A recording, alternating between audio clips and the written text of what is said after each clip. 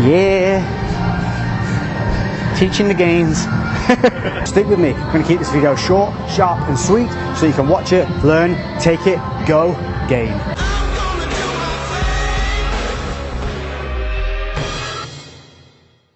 What's up guys, it's Lex and we're back again with another tutorial, and today we're going to show you how to develop big arms.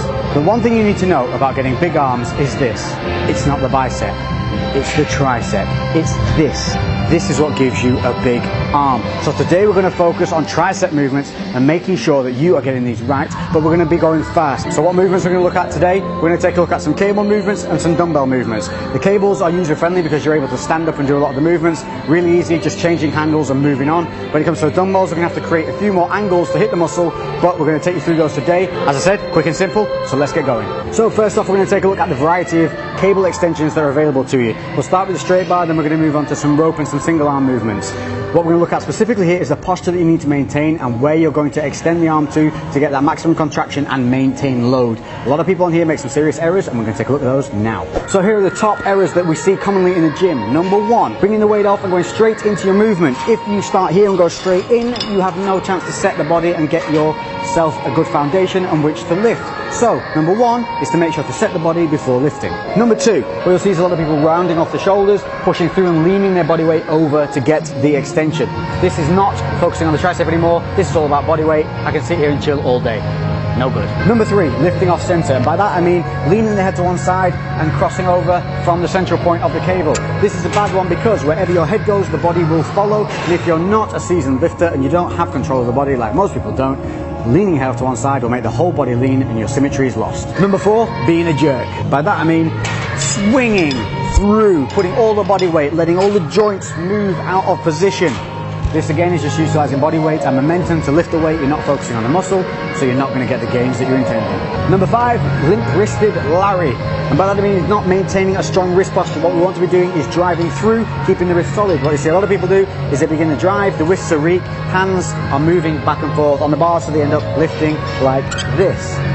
Unless you're deliberately making the wrist flex for a tension purpose, your wrist should be strong and solid, and this goes for pretty much all movements in the gym. So that's the errors covered. They're the things you don't want to do. But how do we not do them? By having the right posture and by setting it right every time before we start lifting. This is going to apply to every single standing extension that you do for triceps in general. So set all of these in order as I show you now, and you're good to go. So here we go, stepping in parallel to the cable. My feet are nice and even, toes in line. Knees are soft. I'm going to engage my glutes and my abs, so I've got control of my core and my hips, so that I'm not locked out and not bolt upright like a plank. From here, what I want to do is keep my shoulders back and my chest up, but I'm not going to raise my chest by expanding my rib cage. I'm going to simply lift my chest up, keeping my core engaged. So core's engaged, glutes engaged, chest is up, and my shoulders are back. From here, I'm going to take hold of the bar, and then I'm going to pull in with my elbows, and I'm going to set the weight and my posture from here. So take a look at it. Chest is up, shoulders are back, my head is neutral, spine's neutral, knees soft, feet parallel. From here, I'm going to drive through my palms towards the floor, extending down until a full extension. My palms now face the floor, so you can see now I've flexed at the wrists deliberately. One thing your body's going to want to do, that you're going to stop it, is movement from the elbows. So as I drive down, what I'm not going to do is let the elbows move backwards. This is going to hinder my extension of my arms. What I'm also not going to do on the way up is let the elbows come forwards. So you're pinning your elbows to your sides and driving through with your palms. Then the arm is finishing at a very slight angle. What I don't want to do is slam the bar into my thighs. So it's finishing about 6 inches away from my hips, arms extended, slight angle. That's maintaining the load on the tricep. All the way up to the top and repeat. Bang. Different grips mean different weights. On the bar or anything where we're not working independently with our hands, you can get a heavier load. What you don't want to be doing is trying to get a heavy load on the rope where there's less stability and your hands are working more independently. The bar is more for your compound heavy lifting. The rope work, the independent hand work, is where we're focusing on squeezing and technique. So for comparisons, on the bar work, we'll load this up with a 60, easy 12 rep weight for me. Now, keeping that same weight on, try and do it with the rope.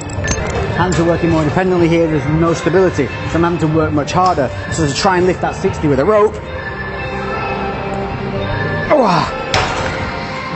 that's at least 40% more effort needed. So for the rope, what I'm looking more for is around the 30-35. So that's only 60% of the previous weight. Now you can see I can set my posture, nice and relaxed. I can drive through and squeeze.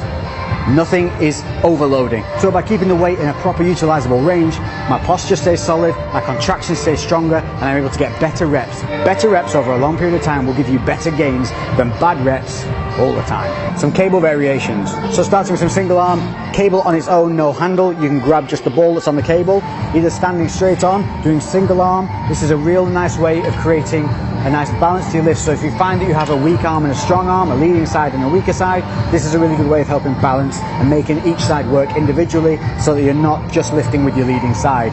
Another variation is to turn with your shoulders parallel to the cables and cross-body extensions. Here what you're really going to have to focus on is keeping the shoulder back, because the shoulder's going to want to pop forward. So make sure that your chest is kept nice and high and that you drive through, ending with the arm at a nice angle.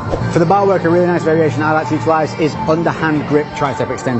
This is really good if you suffer from impingement in the wrists, or at the moment you've got something to grind your wrists, or any issues with the shoulders. Because this is a pulling motion rather than a pushing motion, it can help alleviate those pains. But you simply grip the bar with an underhand, making sure to stop the elbows from flaring, and from here you're just going to drive down to that same angle and finish, pulling through and extending that squeeze at the bottom before returning back up, not letting the elbows move backwards or forwards. Moving on to a fan favourite with the bar work, and that's skull crushers. A couple of things I like to tweak on here, and that is working with the arms at an angle behind the head rather than bringing it up and over the head. I tend to keep an ever so slight angle outward. We're going to keep the elbows nice and tight. We're also going to keep the core nice and tight and bring the feet up onto the bench. If you don't want to be able to bring the feet up onto the bench, or the gym doesn't allow you to, just make sure that you're setting your feet nice and deep back like you would with a bench press, so that you're able to drive through the floor and just keep all that hip and core area stable. Extending up, get your head on the edge of the bench so you've got clearance, so you're not going to smack the bench on the way down. Elbows. See how my elbows are rolled out at the moment? I'm going to roll them in. So I'm rolling my elbows in. The hand grip doesn't change. Rolling in, keep that nice and tight. From here, we're going to angle out and back, and this is our start and finish point. From here, release down to the crown of the head and extend back up to that angle. Holding here, keeping those elbows rolled in. And this is a safer, but very strict and very good tricep favorite. If you struggle with the bar for any reason, or you just want some variations, the dumbbell skull crushers is a rotational exercise, but one that is a much lighter weight than you'll need with the bar, but gets a really, really nice deep burn. Elbows rolled in, make sure you've got clearance, hammer grip down by the side of the head, and then extend up and roll out. The trick here is to really drive through the palms to the ceiling and keep those elbows nice and tight, and you will feel this within the first 5 reps. Really simple, really versatile variation of the skull crusher that will take a lot of pressure off the wrists and the joints if that's one of the problems, or just change things up. So another fan favourite, and that is the behind the head dumbbell extensions. Got a couple of little tricks for you here. They're going to help maintain your technique, reduce your injury risk, and help focus it on the muscle. So this is a preacher curl bench. So seat here, pad here. You're going to sit on this back to front. Why?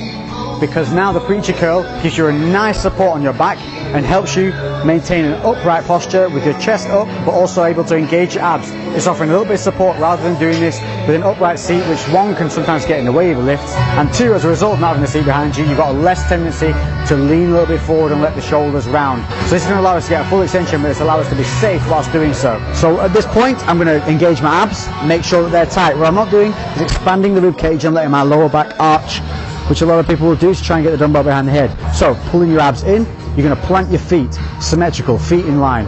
From here we're going to lower behind the head. A lot of people will stop here. You need to get that deep stretch and tuck the elbows nice and tight.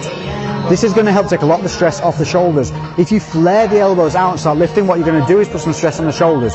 So elbows nice and tight by the head, then we're going to extend straight up, palms to the ceiling. And that's what we're going to do. Every time we come in, bringing the elbows nice and tight, and then extend up to the ceiling, keeping the elbows as tight as you can, but don't try and overly rotate them inward, because again that's going to cause some discomfort. So you can roll them out a little bit as you come up, but as you come in, tight by the temples, a little roll out towards the top, full extension. Making sure to keep the elbows in place, core engaged, feet planted. This one's going to allow you to get full extension, full contraction in a safe manner. Hope you can hear me over this beastly music. But just the one final one I wanted to cover, because this is one I see a lot of people doing and I want to correct you on it.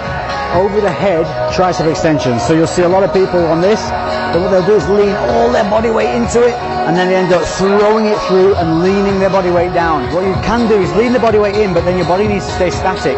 Bring your elbows up to temple height and imagine there's a pad under your elbows. From here you then extend out, not letting the elbows shift position. So imagine there's a pad under those elbows and they can't move, and this is what you need to be focusing on. So none of this, pulling the elbows down, driving through with your body weight. That's exactly what you want to avoid. It's what we see so many people do. If you want to do the exercise in a complete way that will stop you doing any of that, do it from the bottom rung of the cable. So we now have the rope on the bottom cable. What you're going to do is you're going to rotate, bring it up behind the head. From here, you're going to set your feet nice and parallel. Abs engaged, glutes engaged. From here, just like we did with the preacher bench with the dumbbell, we're going to bring it deep behind the head. But the elbows can stay quite wide on this one because there's not so much stress on the shoulders due to it being a cable at the bottom. It's quite stabilized. But again, if you want to keep the elbows tight, you can. From there, you're going to extend up, knuckles together, and then you're going to split it at the top and extend the arms fully. What you don't want to do is try and overly split. So you see a lot of people trying to split the rope as wide as they can and end up like this with bent arms. The goal here is to extend the arms fully, and wherever you need to split the rope to do that, that's all you do. And that's where you're going to get a nice deep contraction, you're going to get a nice deep stretch and a really clean movement. And it's near impossible to shove your body weight through that exercise. So if you struggle doing it from overhead, you've got bad habits, flip it, put it on the bottom cable, it'll sort you out in an instant. Workout structure. What I prefer to do is high frequency training. What that means is training everything at least twice a week. But that also means doing less work on each day, but more body parts. So 3 body parts, but only 2 exercises per body part, but you're going to do 5 sets. So for each body part, that's 2 exercises, 10 sets in total, 5 sets per exercise. What I like to do is a compound with an isolation on one day, then on the secondary day where I come in during the week and train it, I'll do a different compound and a different isolation. It allows for a lot of versatility. Doing 3 muscle groups in one session sounds like a lot, but you're moving from muscle group to muscle group so quickly, you often feel much fresher and get through the workout much quicker because you take less rest time. Rather than beating the muscle up in the old bro style of doing a single body part a week, you're going to feel much better, much fitter, your injury risk is going to go down and your gains are going to go up. So there you have it. If you want big arms, stop pumping the biceps, start working the triceps. Try adapting to that high frequency routine. If you have any questions, make sure to comment below. I do read all the comments and I will answer them. If you know the answer to a question that's in the comments, crew, do your thing and answer away and help each other out. Let's build that community feel. So until the next video, Lex out.